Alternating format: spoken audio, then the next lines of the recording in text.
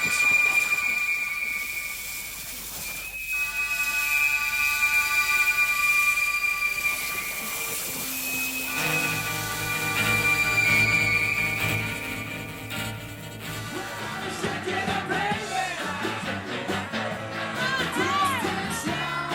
1970. Dans toute la France, les samedis vont jusqu'au bout de la nuit. Beatles, Stones, Kings, Doors. À Saint-Laurent-du-Pont, depuis le printemps, une nouvelle boîte attire la jeunesse de Rhône-Alpes, le 5-7. C'était un lieu qu'on aimait beaucoup, moi j'aimais beaucoup. Ça se trouvait dans un lieu de campagne, un peu isolé. Et puis, il y avait tous les Chambériens, des jeunes de Grenoble, des jeunes de Voiron, tous les alentours.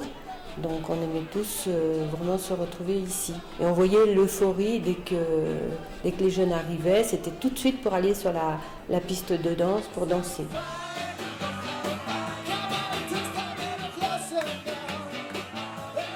Le 5-7, c'est un petit peu le Macumba de maintenant, quoi. C'était la boîte à la mode, c'était une grande boîte de nuit, c'était la plus grande, croix de la région Rhône-Alpes. C'était vraiment l'endroit à aller le samedi soir. Il y avait une ambiance, c'était familial, c'était tous des copains, des copines. C'était vraiment bon enfant. C'est une famille, une grande famille.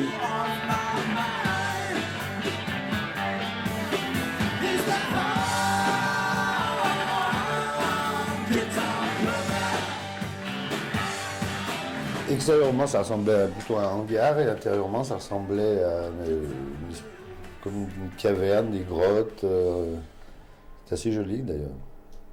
Vous-même, vous y alliez régulièrement ? Souvent le samedi. Oui. Ouais. Saint-Laurent-du-Pont, un bourg loin des grandes villes, au pied de la Chartreuse. Ce sont 3 jeunes adultes du village qui ont construit et qui gèrent le 5-7. Ça marche fort, des cars entiers viennent de la région et même de Lyon. Les jeunes du pays, eux aussi, sont séduits. Souvent, après, on allait prendre un verre au 5-7, parce que le 5-7, c'était le must de la région, au niveau boîte de nuit. Je pense qu'il n'y avait pas mieux dans la région. On buvait un verre, on allait voir les filles, comme à 18 ans, on n'allait pas... Mais c'était une époque où, les jeunes demandaient à s'amuser, quoi. Quelle musique on écoutait au 5-7 ? Je veux dire, la musique de cette époque-là, il y a pas de... il y avait un peu tout, du rock, du pop, du folk, ce que... maintenant, on assimile des fois à du rock des choses qu'à l'époque, on n'appelait pas ça du rock, mais c'était de la musique, comme dirait ma mère, de la musique de sauvage. La musique d'une génération. Elle rassemble à Saint-Laurent-du-Pont 2 clientèles jusqu'alors distantes, urbaines et rurales. La sociologue Gaëlle Clavandier, née dans cette région, a publié plusieurs travaux sur l'affaire du 5-7. On se rend compte que les années 70 sont des années particulières et dans l'analyse des morts collectives de grande envergure, c'est ce sur quoi j'ai travaillé, le 5-7 c'est vraiment la clé de voûte d'un passage à autre chose. Et c'est vrai que vraiment là on voit un passage de témoin entre une France traditionnelle, rurale et des jeunes qui veulent aussi s'extraire de ce contexte-là, qui vont à l'université. Il y avait des étudiants qui étaient présents, il y avait des jeunes qui étaient des Suédois, d'origine étrangère, qui étaient présents dans ce lieu qui est quand même un lieu rural par définition en 70. Donc. Le 31 octobre 1970, il y a près de 500 jeunes au 5-7. Ils sont venus entendre les Storms, un groupe dont l'animateur radio de Alpes-Grenoble a beaucoup parlé. On avait fait la promotion de ce groupe toute la semaine et ils étaient les invités vedettes de l'émission du samedi. Voilà, donc on a parlé avec eux, on a fait 1h30 avec ce groupe qui le soir se produisait au 5-7 à Saint-Laurent-du-Pont. Le lendemain, on m'a réveillé à 7h30 du matin pour me dire ce qui s'était passé. Donc là, on n'en revient pas. Là. On croit qu'on est en train de faire un cauchemar. La première des pensées qu'on a, c'est qu'on se dit, on l'a échappé belle. Et puis tout de suite dans la foulée, je me suis dit, moi personnellement, que peut-être j'y étais un peu pour quelque chose dans cette catastrophe. C'est-à-dire qu'ayant promotionné ce groupe toute la semaine, et les ayant reçus le samedi, des gens très sympathiques, j'avais sûrement, de par ma démarche, c'était mon travail naturellement, mais j'avais sûrement incité des gens à y aller, et je les avais envoyés dans cette fournaise.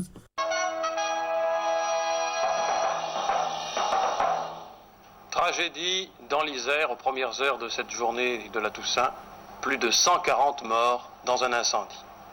Ils étaient allés danser, c'était des jeunes en grande majorité. Ils étaient allés au 5-7, un club, une boîte au décor psychédélique, situé à 14 km de Voiron, près du village de Saint-Laurent-du-Pont. En moins de 5 minutes, le dancing de la joie de vivre était devenu un théâtre de mort. Cette nuit de la Toussaint 70, 146 jeunes âgés de 14 à 25 ans disparaissaient dans l'incendie du 5-7.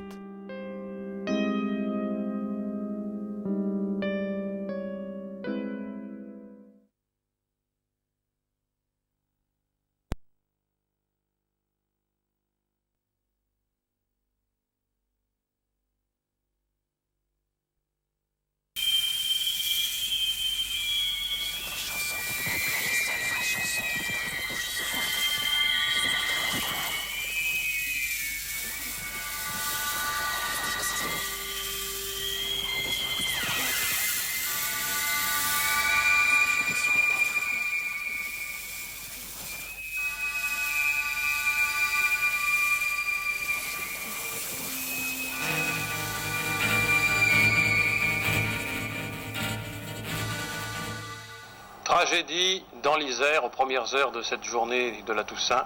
Plus de 140 morts dans un incendie. Ils étaient allés danser, c'était des jeunes en grande majorité. Ils étaient allés au 5-7, un club, une boîte au décor psychédélique, situé à 14 km de Voiron, près du village de Saint-Laurent-du-Pont. Le samedi 31 octobre 1970, Pierre Montillot et sa fiancée, Marie-Josée, quittent Bourgoin-Jallieu vers 20h. Comme pratiquement tous les samedis, notre habitude c'était d'aller danser au dancing de Saint-Laurent-du-Pont, le 5-7. On est parti à Bourgoin, place d'Armes. Et puis c'est là que j'ai dit à Marie-Josée, mais on va au 5-7 ce soir si tu veux venir. Et puis elle m'a suivi. Au même moment, à Chambéry, Alain Jacquaz monte dans le car qui emmène une cinquantaine de jeunes Savoyards au 5-7. Le car était plein. Le car était plein. Et vous connaissiez tous à force d'y aller? Ah, tous, oui. Ah ouais. Mais on était tous copains. Ouais. Non, mais c'est vrai que... Vers 22h à Grenoble, l'animateur radio Bernard Nicolet décide d'aller à Saint-Laurent-du-Pont. Pendant la semaine, il a fait la promo du groupe Les Storms, qui joue ce soir-là au 5-7. Je peux vous dire que c'était noir de monde. Et il y avait un escalier en fer avec une espèce de passerelle qui longeait tout le long de la salle et qui venait jusque sur la scène. Et avec un des patrons, des propriétaires d'établissement, je suis donc monté sur cette passerelle et venu au-dessus de l'orchestre, là, sur la scène. J'avoue que c'était assez surprenant et il y avait énormément d'ambiance. Et l'orchestre se donnait à fond. Bon, moi étant musicien, je connais un petit peu le milieu. Je peux vous dire que l'orchestre donnait tout ce qu'il avait.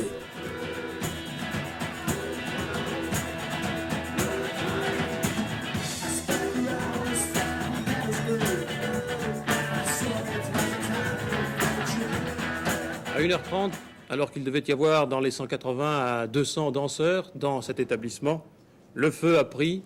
Tout de suite, il s'est étendu très rapidement. Ça a été la panique, la bousculade et cette tragédie. L'un de ces faits que l'on dit divers et qui, dans l'histoire des faits divers, restera sans doute comme étant la tragédie de Saint-Laurent-du-Pont ce 1er novembre 1970. Au moment où on est arrivé en bas des escaliers, c'est là qu'on s'est aperçu qu'il y avait des flammes en dessous du bar et un sifflement qui m'a fait croire qu'il y a quelque chose qui allait exploser. Et on est sorti par le tourniquet de sortie, d'entrée, pas de sortie. Je suis avec Marie-Josée, et Marie-Josée me demande d'aller chercher à boire. Et je suis allé à la crêperie. La crêperie qui est juste à côté. Qui touchait le 5-7, qui est juste à côté. Ouais. Moi, je suis arrivé à passer, ça allait bien. Et mon copain, il n'a pas pu passer, le tourniquet était bloqué, il est passé dessous.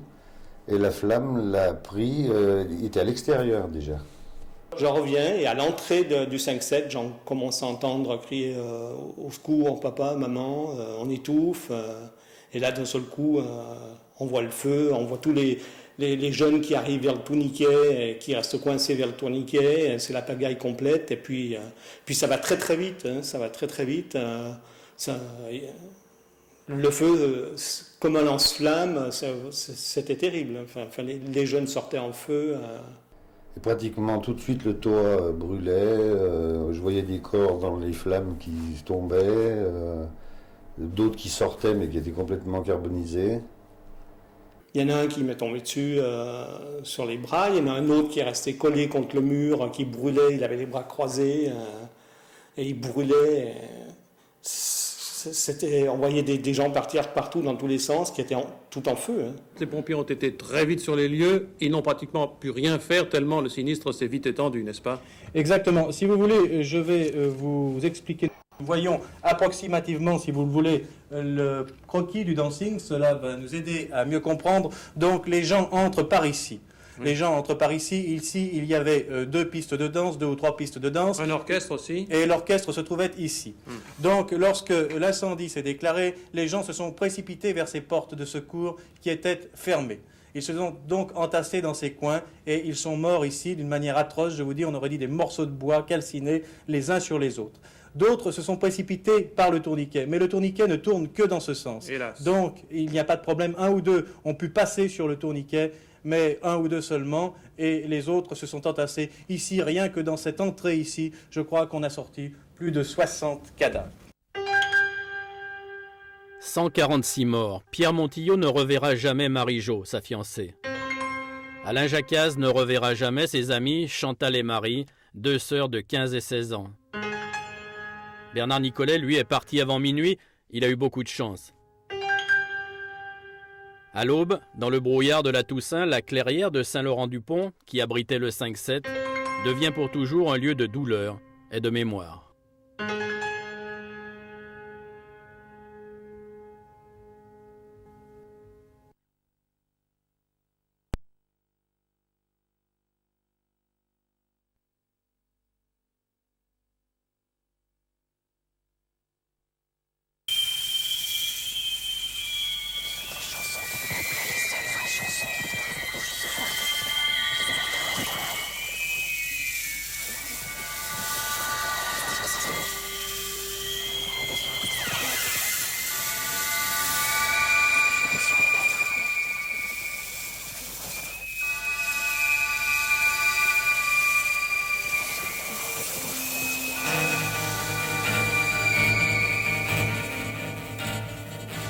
C'est un film qui n'est pas très parfait car il y avait beaucoup de brouillard, mais enfin nous allons le voir. Et je dois, si vous voulez, dire que sur les lieux se trouvait toute l'équipe de Lyon. Le bureau de Grenoble aussi était Le sur bureau les de lieux. Grenoble, il ne faut pas les oublier. Voici donc, si vous voulez, la vue de ce dancing. C'est une vue générale.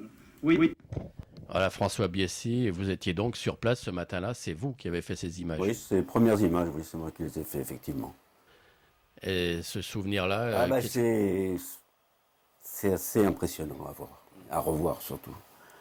Parce que ça a été un des plus durs, des plus pénibles reportages que j'ai pu exercer dans ma vie professionnelle. Pierre, cette une du Dauphiné, là, Oui. c'est des photos qui ont été faites par qui? Par toi? Oui, Ça, c'était à quelle heure, ça? C'était dans la matinée? Ça, c'était tôt le matin. Tôt le matin. Ils ont commencé, oui. Là, c'était quand les pompiers sortaient les corps. Oui. Ouais. D'ailleurs, une drôle d'ambiance, quand même. Ah, oui, c'était un peu, oui. Surtout la nuit, en plus. Ça a duré jusqu'à 2-3 heures du matin, à peu près comme ça, et puis après ça s'est calmé.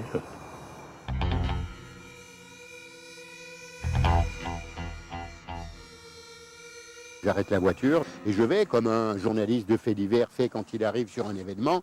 Je crois au départ que c'est une manœuvre, tellement il y a de véhicules, de pompiers, de gendarmes. Ça peut être qu'un exercice. Il n'y a que dans les exercices qu'on voit des déploiements pareils. Et finalement, j'apprends que c'est un incendie. Et quand je rentre dans le 5-7, tout d'un coup, je dis « Mais qu'est-ce que c'est ça ?» Et j'étais devant un tas de corps.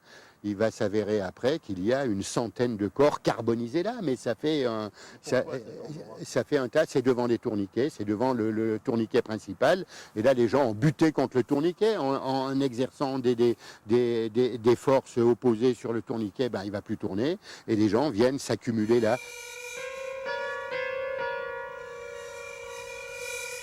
En France, depuis la guerre, c'est la première fois que les autorités sont face à un incendie aussi lourd de conséquences. Jamais les sauveteurs et les médias n'ont été confrontés à la disparition collective d'autant d'adolescents. 146 gosses sont morts là-bas dans l'incendie. Je me rappelle avoir fait le premier flash à RTL à 5h du matin. C'était encore en feu quand je suis arrivé. On ne parlait que d'une dizaine de morts à ce moment-là. Ce qui m'a étonné, vu le nombre de voitures qui étaient encore présentes sur le parking. Et très vite, j'ai même dit aux gendarmes présents et aux policiers qu'il y aurait sûrement plus de morts que 10. Cette photo a fait la une du DL, donc du Dauphiné libéré, le lendemain matin. Et vous voyez un personnage ici, c'est moi. Ouais. C'est moi, et j'ai cette caméra dans les mains, mais je suis incapable de filmer. Là, je suis là dans un monde, je me demande ce que je fais, qu'est-ce qui s'est passé, est-ce que c'est la fin du monde, Et avant de réagir pour faire mon travail, j'ai mis, je sais pas, peut-être 3-4 minutes qui m'ont paru très très longues. Et là, je me suis rendu compte que, bon, c'était pas du bois brûlé sur lequel pratiquement on marchait, mais c'était des corps.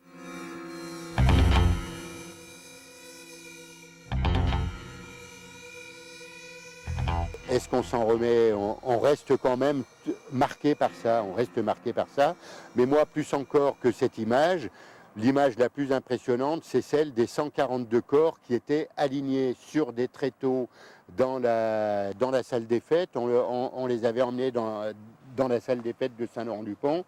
Et l'identité judiciaire a essayé de faire des photos des gens. Mais c'était tellement compliqué qu'ils décident finalement de ne pas faire de photos et de ne pas montrer ça aux familles.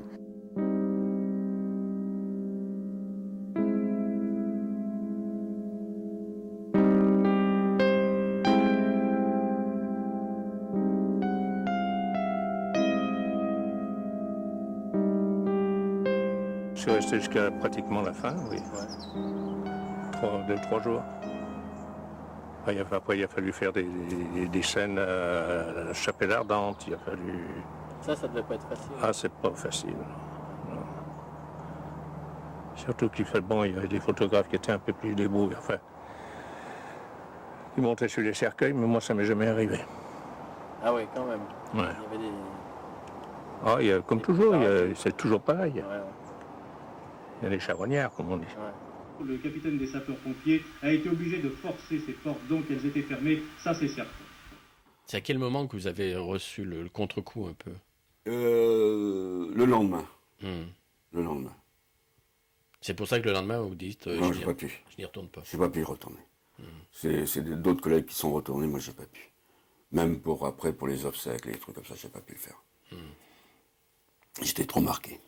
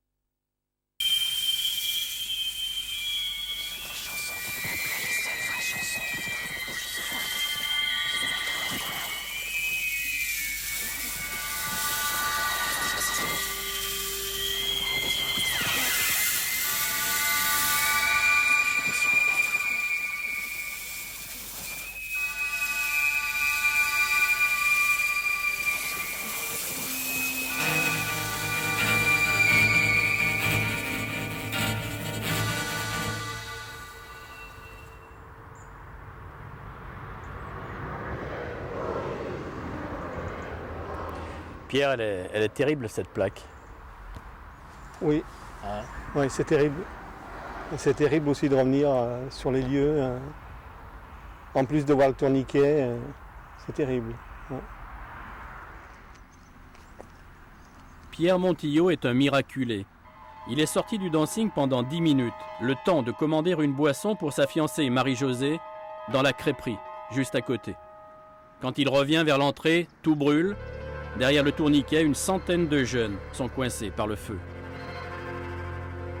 La vision que j'ai, moi, là, c'est un grand lance-flamme de la porte d'entrée, d'à peu près des flammes de 3-4 mètres qui sortaient de la porte d'entrée. et des jeunes qui sortent tout en feu. L'orchestre continue à jouer alors qu'on entend les jeunes qui crient. Ouais. L'orchestre jouera jusqu'à l'explosion. On n'imagine pas qu'il y a tous ces jeunes qui sont morts à l'intérieur. Moi, je ne pense pas du tout que Marie-Josée est morte à l'intérieur. Tout est en feu, mais on a du mal à croire que tous ces jeunes sont morts comme ça.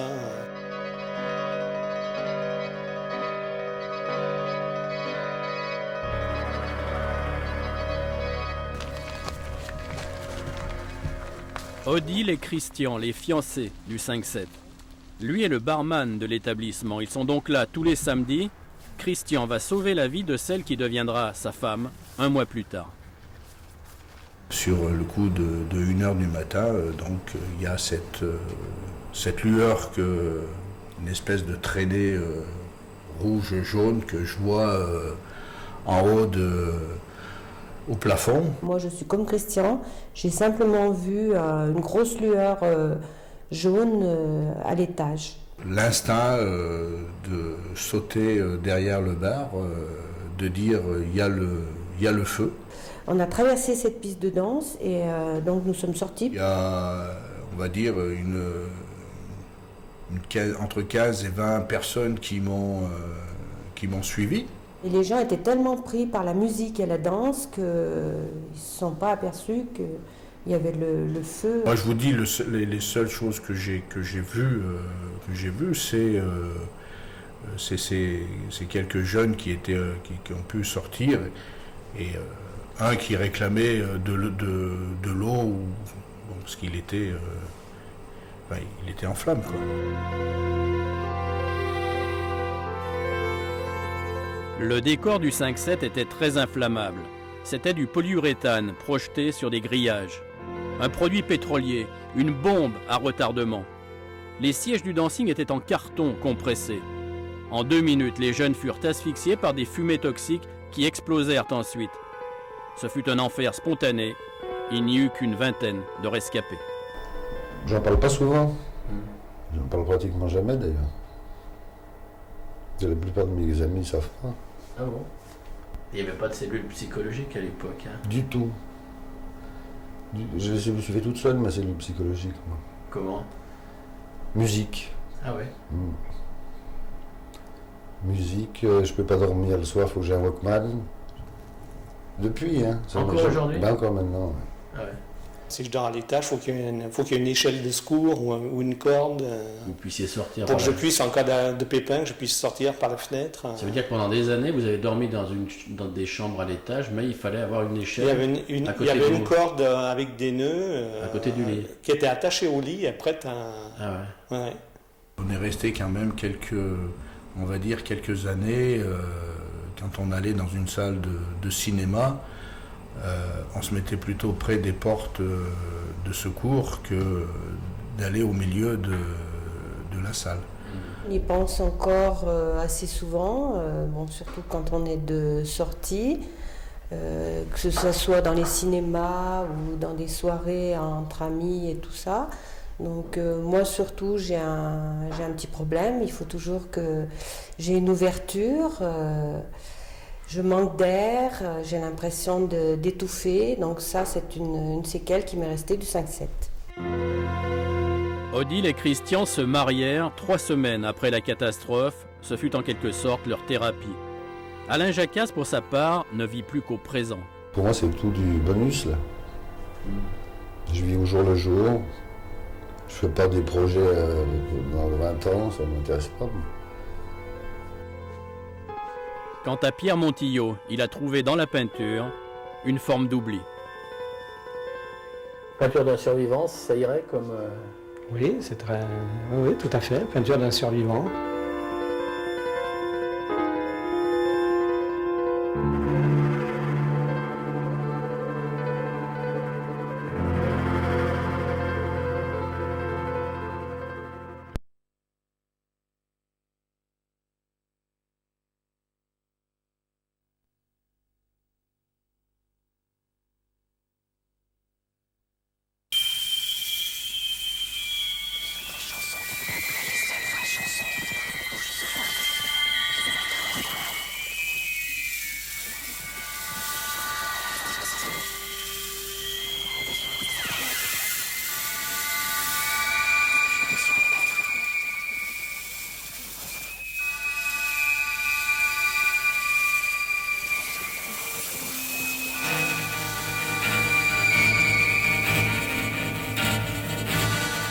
Aujourd'hui encore, vous y pensez? Mais pourquoi vous posez de telles questions? Il est évident que Ça marque. Oui. Ouais, mais 40 ans après. Oh, mais oui. Mais peu importe, monsieur, la douleur est toujours là. Il y a des gens que je connaissais, des commerçants que je connaissais qui ont perdu 2 fils. C'est énorme. C'est loin, oui. Mais c'est quand même quelque chose qui nous a marqué tous. Hein. On est allé au Canada, nous, en 96. Eh bien, ils nous ont parlé de Saint-Laurent-du-Pont. Ah ouais. Alors que moi, c'est mondialement connu. Saint-Laurent-du-Pont, une commune marquée à vie par la catastrophe du 5-7. Ici, le deuil n'a jamais été fait. Souffrance éternelle également pour ces mamans qui ont perdu leur fils ou leur fille dans l'incendie de la Toussaint 1970. L'Inde est partie pour aller au cinéma. Elle s'est trouvée avec les copains. À place d'aller au cinéma, on va au 107. Et on dit au 107, elles sont tous restés là-bas. Lui et ses copains. Chaque jour, depuis 38 ans, Armina vient se recueillir sur la tombe de son fils. À Chambéry, la douleur est la même pour Odette. Elle a vu ses 2 enfants partir dans la joie. C'est sa dernière image.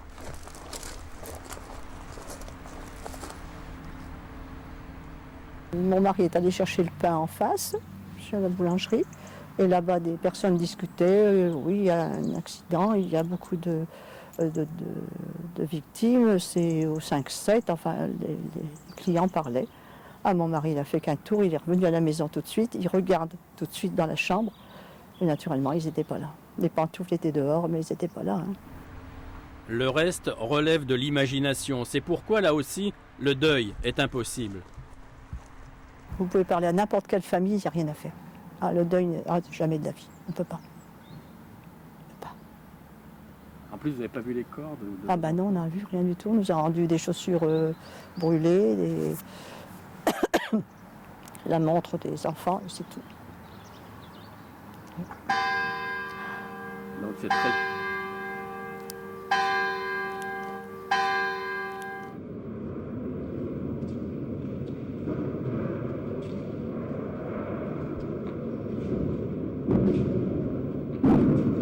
Deuil impossible enfin parce qu'on n'a jamais su vraiment comment était parti le feu. Les experts ont mis en cause le chauffage mal installé. Ils ont relevé 68 infractions au règlement. Plans modifiés, travaux improvisés, matériaux inflammables, portes de secours fermées, tourniquets mortels à l'entrée et à la sortie. Alors, on a dilué, les restes n'a pas été inquiétés. Pourtant, la préfecture de l'Isère n'avait jamais envoyé la commission de sécurité au 5-7 avant l'incendie. Le préfet de l'Isère était présent, non pas comme prévenu, mais il était assis, il avait droit à un fauteuil très marquant devant le tribunal, mais il n'a pas été poursuivi, alors qu'il avait comme le maire signé le permis de construire. Sur les lieux de la tragédie, le mémorial aligne aujourd'hui les noms des jeunes victimes. Mais le symbole le plus fort se trouve derrière le marbre. C'est une accusation à ciel ouvert. Et j'ai été très surprise parce que c'est la première fois dans mes déplacements que j'ai été amenée à rencontrer un objet qui rappelait le drame, c'est-à-dire les tourniquets qui sont en présence à la fois très marquant l'espace et à la fois à l'arrière du monument, montré caché. On a l'impression de sentir la présence encore des corps. Alors c'est dur de le dire ainsi, mais c'est vrai que quelqu'un m'avait fait remarquer qu'on voyait encore la pression des corps et la torsion sur les tourniquets. Bon, ça tord les tripes, hein, forcément, qu'on soit sociologue ou non. On ne sent pas le passage, comme c'est le cas par exemple pour les guerres. On ne sent pas qu'on est passé à autre chose. On sent qu'il y a encore quelque chose qui est très fort et qui restera. Là, ils étaient nombreux autour du tourniquet qui voulaient sortir. Ils seraient sortis tous, si le tourniquet n'avait pas été là. Ils sortaient tous. 8 jours plus tard, le général de Gaulle mourait. Une coïncidence qui arrangea beaucoup de monde. On ne parla plus du 5-7. Mais l'ombre des 146 victimes plane toujours sur Saint-Laurent-du-Pont.